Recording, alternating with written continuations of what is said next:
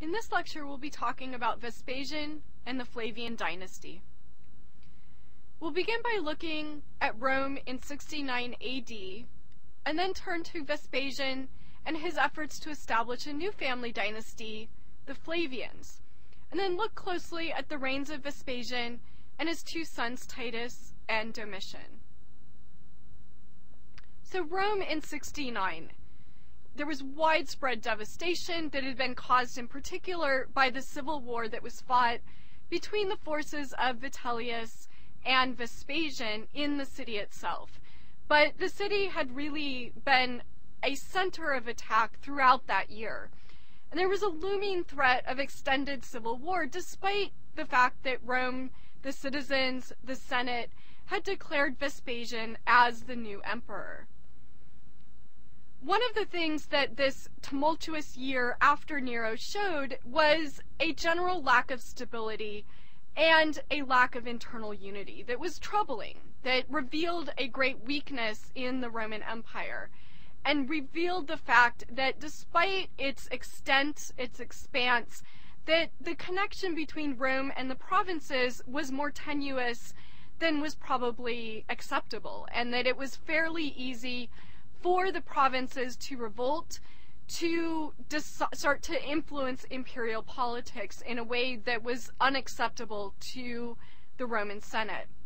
And it revealed, once again, this ongoing challenge of trying to integrate foreign territories. And this was a challenge that Rome had faced since its early days in the Republic, even in the monarchy, when it was just the city itself and trying to figure out how to integrate people from other Italic communities. Well, now we're dealing with communities spread throughout the Mediterranean world and as far east as Asia Minor. But there's a real problem with how exactly to articulate that relationship in a way that does not encourage the provinces to revolt at the first opportunity.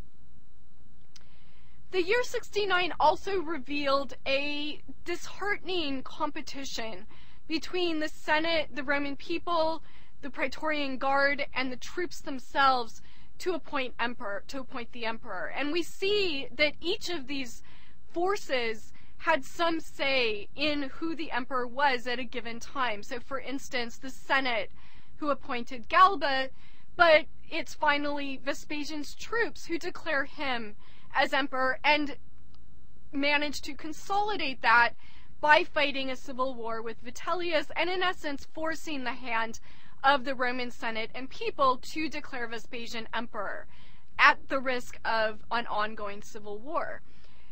Ultimately, it was very unclear who had final power, and it was the myth of the Roman Republic that the power lay in the Roman people, that it ultimately was the Roman people who had to vote things, and that to some degree the Senate could pass laws, but they had to be brought to them. But what we see now is the extent to which it's no longer really the Roman people or even the Senate who is deciding who's emperor. It is, in fact, the military, whether it's the personal bodyguard of the emperor stationed in Rome, so a kind of legion that's stationed in Rome itself, or troops that are stationed around the empire. So once Vespasian is declared emperor in 69, he embarks fairly quickly on a campaign to distance himself from Nero and from Nero's memory. And in the previous lecture, we talked a little bit about the ways that some of the other emperors in the year 69, in fact, embraced Nero's memory and tried to use that to further their popularity, particularly with the people. So you think of Otho calling himself a second Nero. Well, Vespasian has no interest in aligning himself with Nero or with the Julio-Claudians. And in fact, he wants to argue for a sharp break in the year 69 from what went before, and in particular from Nero and then the chaos of that year and the fact that he becomes emperor largely through military force. He also wants to justify the rise of a new family dynasty, and he's very clear from the beginning that he intends to establish one, and he tells the Senate, the only people that will succeed me are my two sons.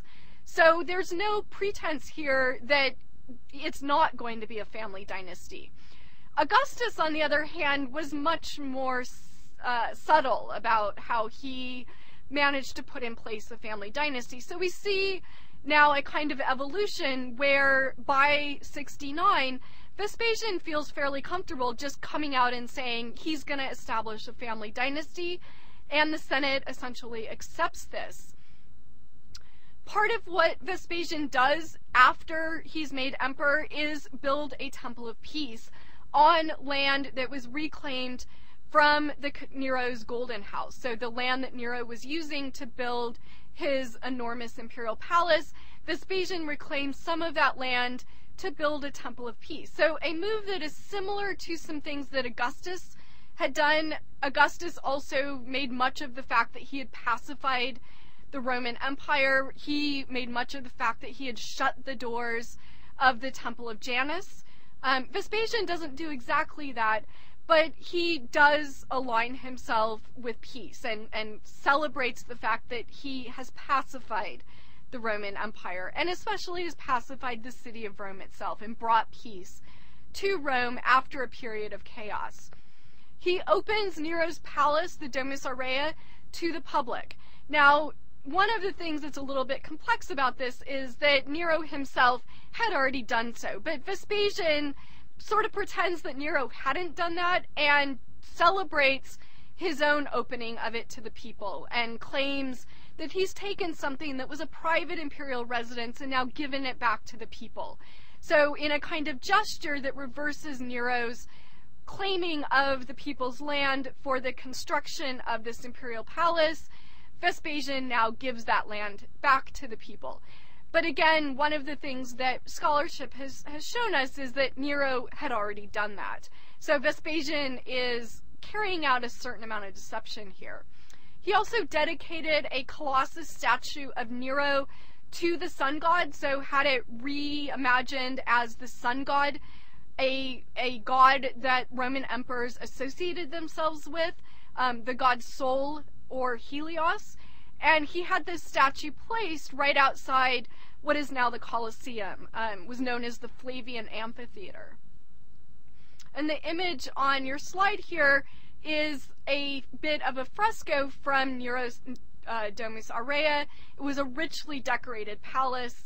We'll talk more about the specifics in class when we talk about the Domus Aurea.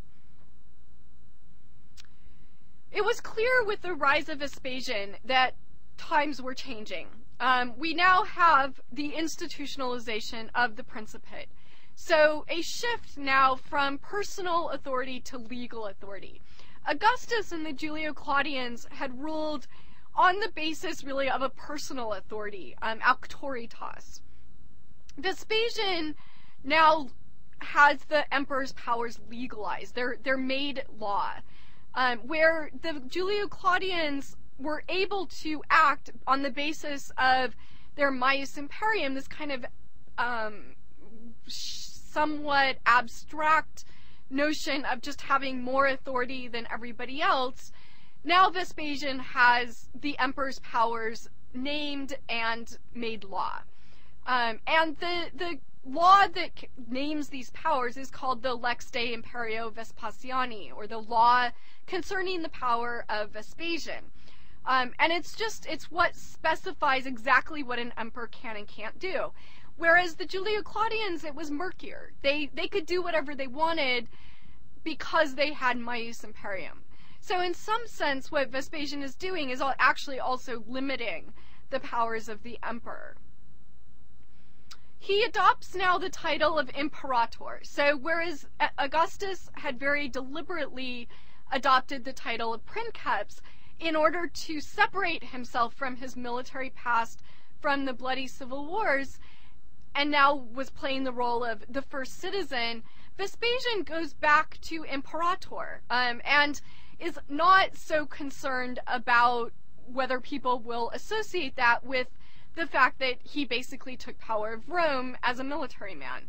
And it's a title now, imperator, which emperors after Vespasian will use as their first name.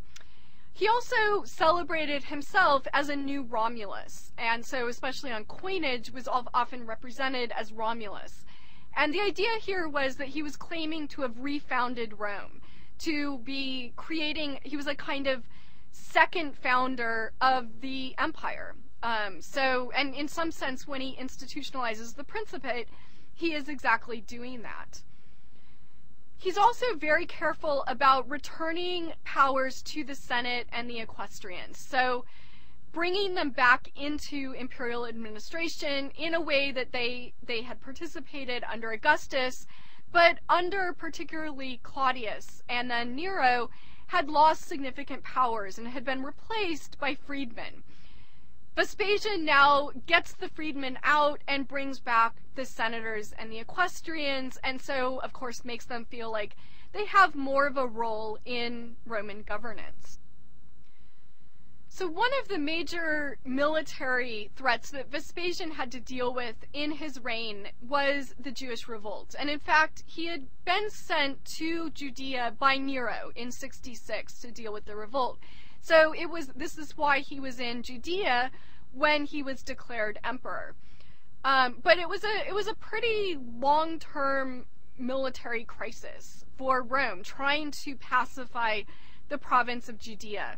And the Jewish forces were not fighting a kind of pitched warfare, but rather using guerrilla tactics to resist Roman conquest, and managing for several years to elude a kind of complete domination by Vespasian and his forces.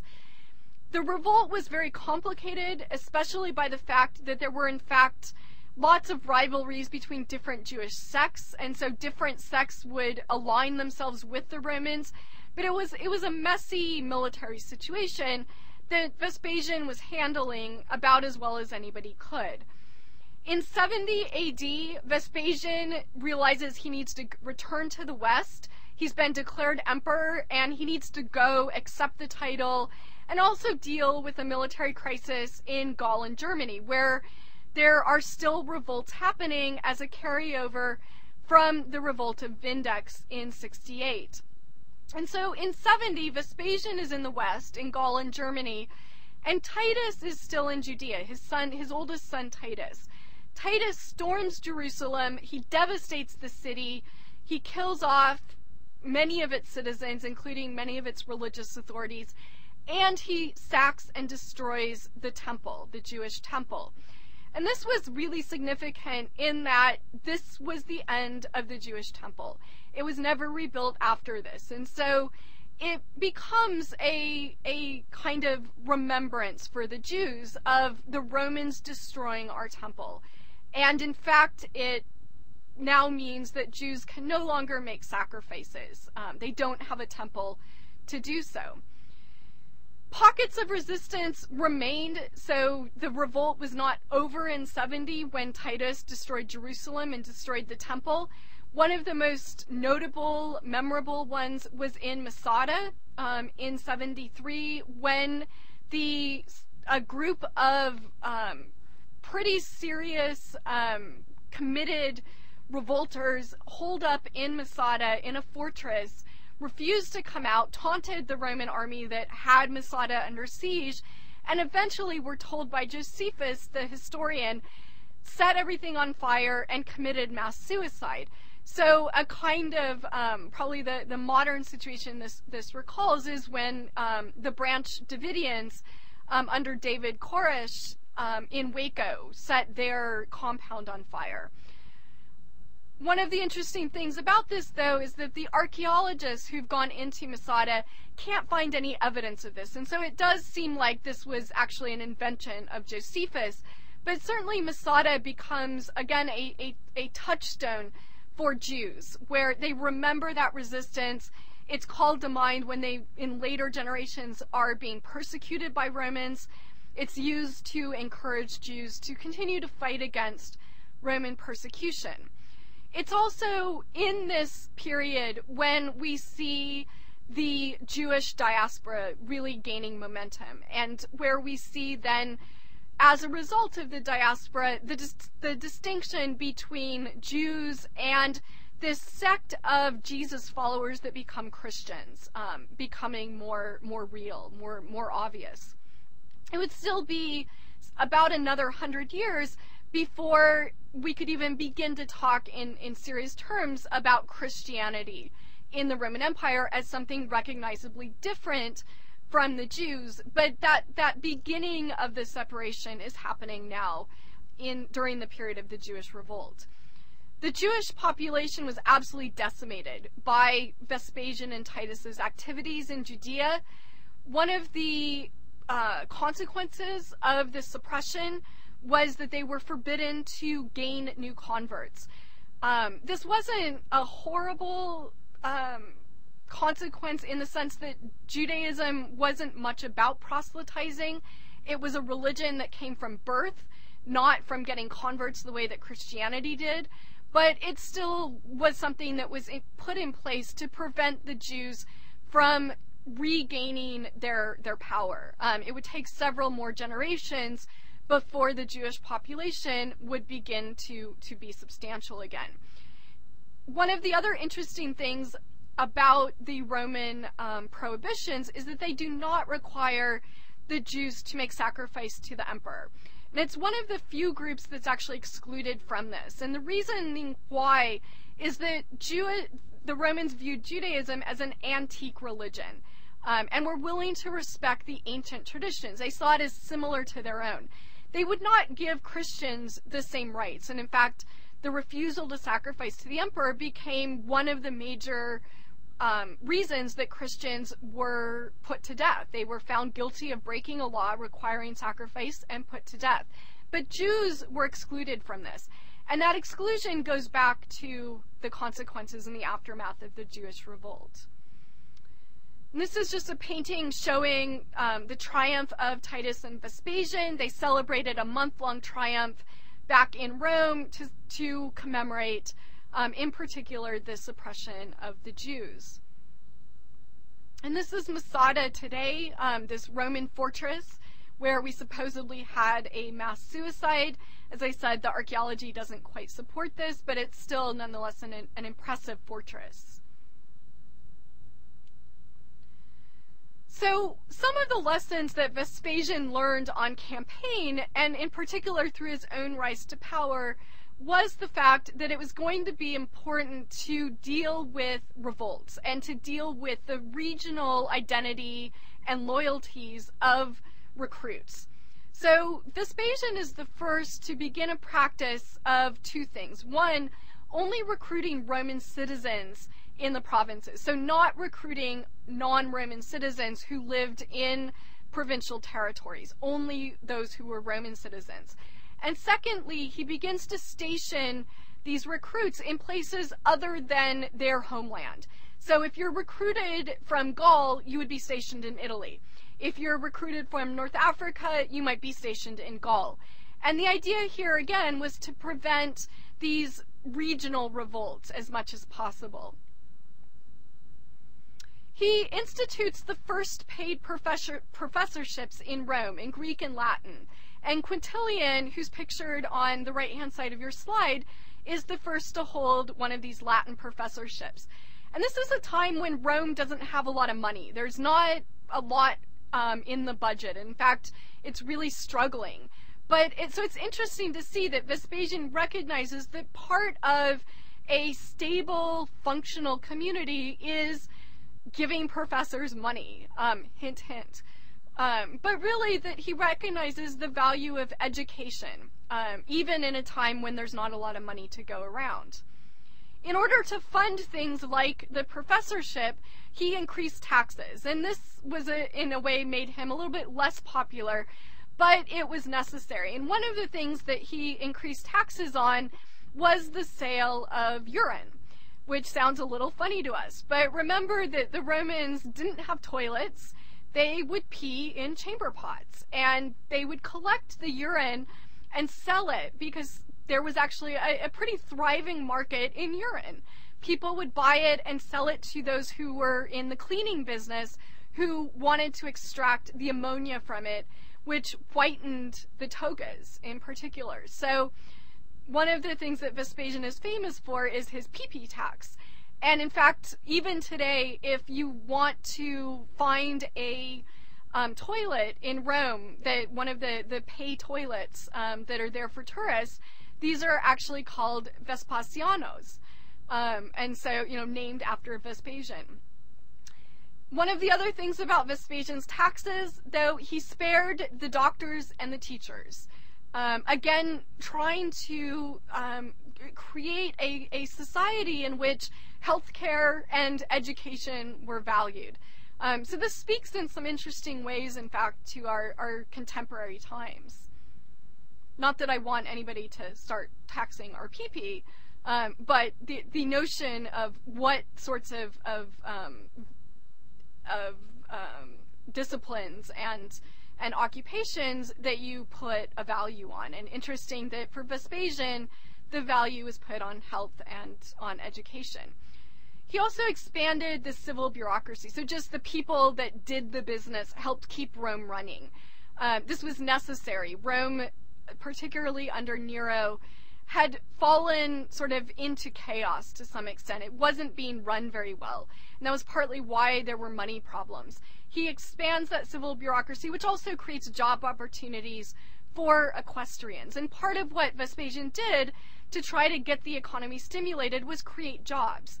He also creates jobs by embarking on a pretty serious building project. So in the same way that Augustus constructed a lot of temples, he did renovation projects, constructed fora, all sorts of things like that.